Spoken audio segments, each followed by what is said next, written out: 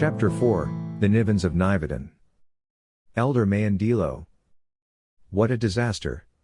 I only wanted to get the allegiance of the Nivens, but with Elder Tala foiling my plans, the situation became dire and uncontrollable.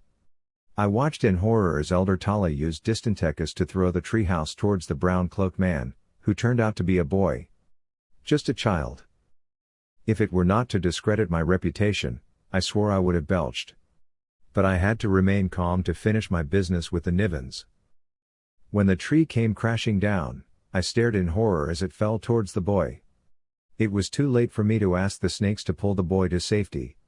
To my surprise, the boy's body slammed against an invisible object and rebounded several yards away.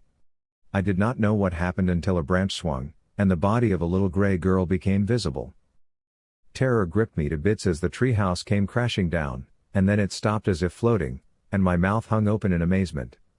Images of bodies started to flicker before my eyes, gray bodies winking in and out, grabbing the treehouse to soften the crash. There were so many of them, maybe close to 100 pairs of hands.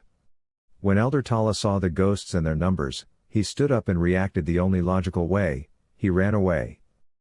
The treehouse went down slowly, pushed away from where the brown-clad boy and the girl lay sprawled on the ground. To discover that Nivens were Akeans and to form an allegiance with them was what I wanted to happen, but this was taken away from me by Elder Tala. He liked to use violence, and I had always shaken my head in disapproval at his methods. Now, look at all this havoc. A group of Nivens ran towards the two children to help them, and a handful of them went running after Elder Tala. I prayed he would be caught. He could not be allowed to divulge that Nivens still existed. My heart was beating rapidly now as I stood up. I walked towards the boy. He saved me by helping me fight against Elder Tala, and I wanted to thank him. But before I could come closer, something blocked my chest. Then an arm formed out of thin air, the body came next, and the face. "Look at what you've done," he said in an angry tone.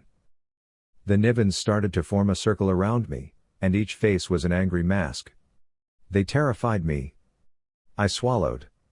"I have no bad intentions.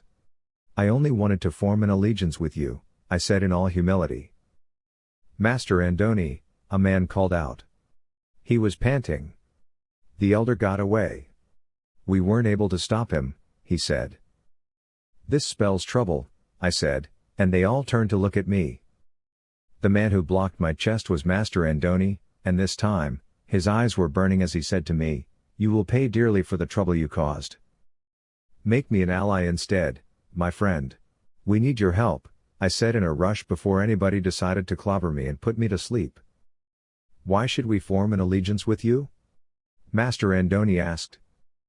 "Because the Emperor destroyed your province before," I said and paused. "And he will do so again once he finds out that Nivens still exist." I watched around me as each face hung onto my every word.